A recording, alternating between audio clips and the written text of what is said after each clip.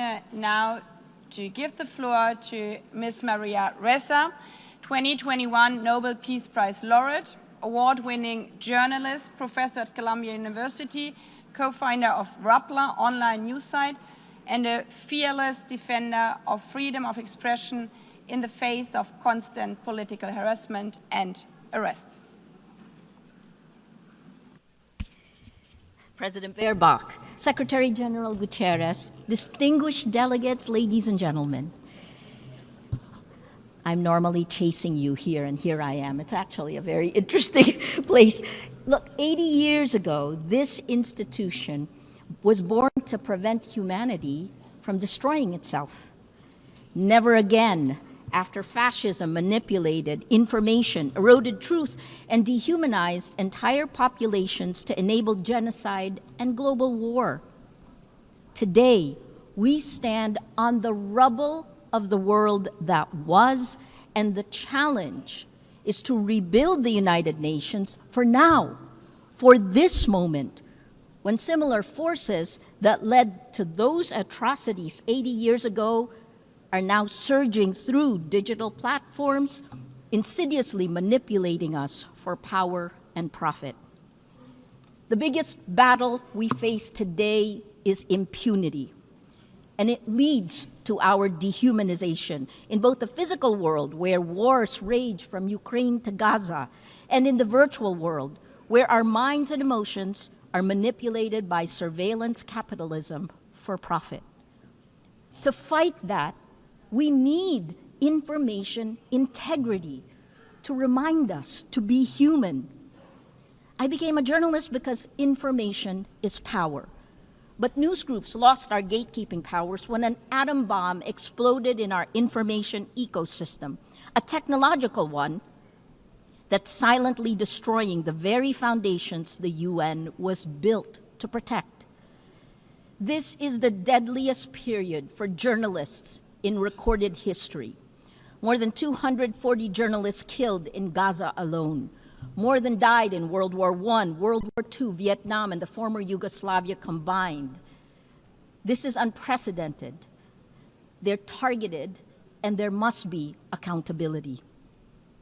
We're living through an information Armageddon, where lies spread 6 times faster than facts on social media. That's a 2018 MIT study. It is so much worse today with generative AI. And the 3 sentences I've said over and over since 2016, without facts, you can't have truth. Without truth, you can't have trust. Without these 3, we don't have a shared reality. We can't begin to solve any problems, let alone the existential ones you heard from the speakers before me. We cannot have journalism, we cannot have electoral integrity, we cannot have democracy.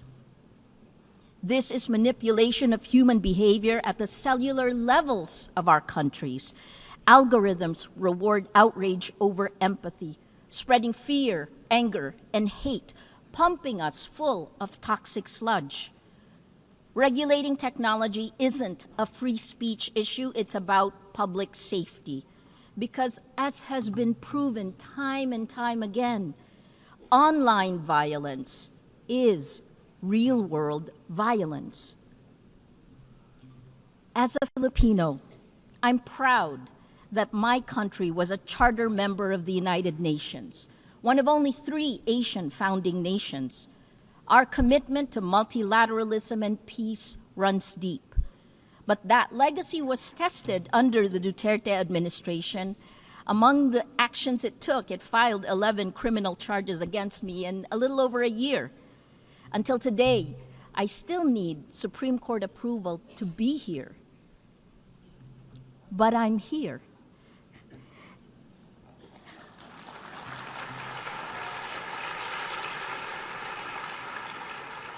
And my former president, well, he was arrested in March for alleged crimes against humanity and is detained at The Hague waiting for trial. Impunity ends. The rule of law, championed now by the Philippines as it chairs the 6th Committee on Legal Questions, ultimately prevailed. We moved to it. The trends are clear. We are electing illiberal leaders democratically. As of March this year, VDEM said that 72% of the world is now under authoritarian rule. So we turn to you at the UN. It has its critics because you have to move faster. Security Council votes paralyze action on major crises. Outdated representation excludes rising powers. Bureaucratic processes respond too slowly to urgent threats. But as you know, the solution isn't to abandon multilateralism, it's to strengthen it by addressing the very impunity that undermines international law. At this time of creative destruction, I implore you to create. Here are 3 solutions. First, end big tech impunity through global accountability. We need binding standards for international to restore and regulate information integrity, just as we have for nuclear weapons and climate change. There are 2 new initiatives, first from the Vatican, created last weekend with His Holiness Pope Leo XIV, a declaration demanding artificial intelligence remain under human control with clear accountability mechanisms.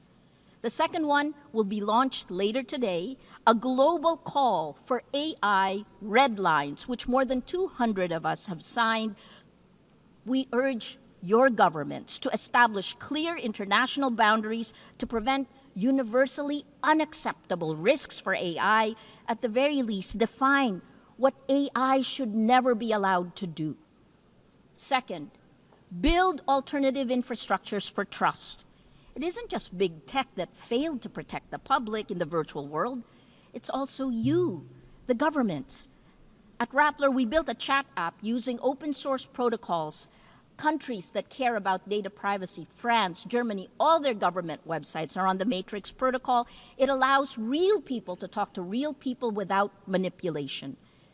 The vision is a global federation of trusted news organizations, because this is how journalism will survive and how we begin to build infrastructures of trust.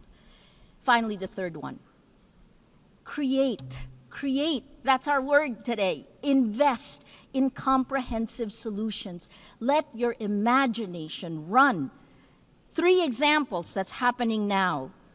More than 3/4 of UN members now recognize Palestinian statehood, showing that international law can advance despite impunity.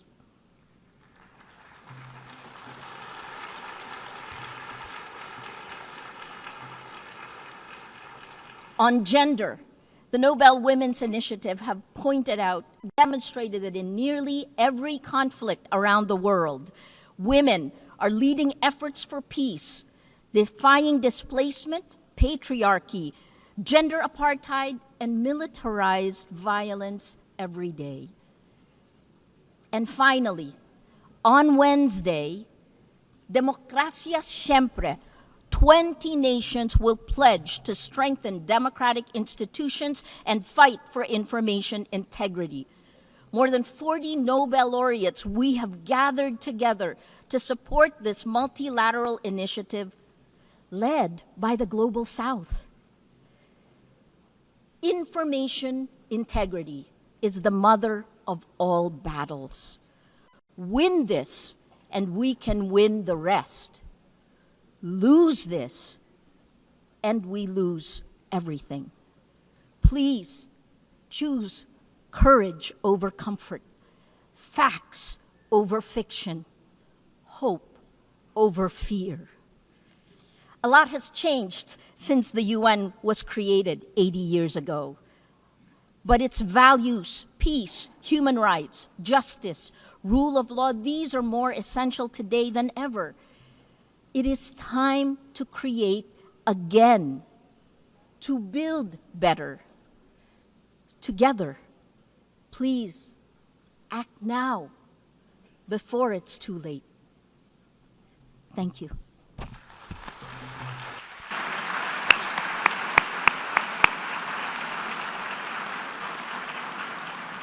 I thank Maria Ressa also for her very powerful words. I now invite Ms. Mariam Burka, United Nations Global Advocate for Peace and youth leader, whose work bridges art, activism, championing women's rights, youth empowerment, and peace building, to recite a poem.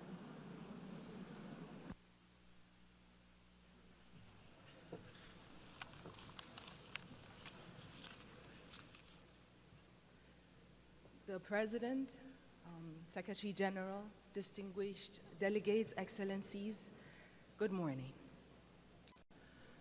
Walking these halls, I realized that the United Nations was not built from harmony. It grew out of the ashes of war and the grief watered by the collective memory of what happens when dialogue and cooperation fails. Its foundation is not peace achieved, but peace pursued, fragile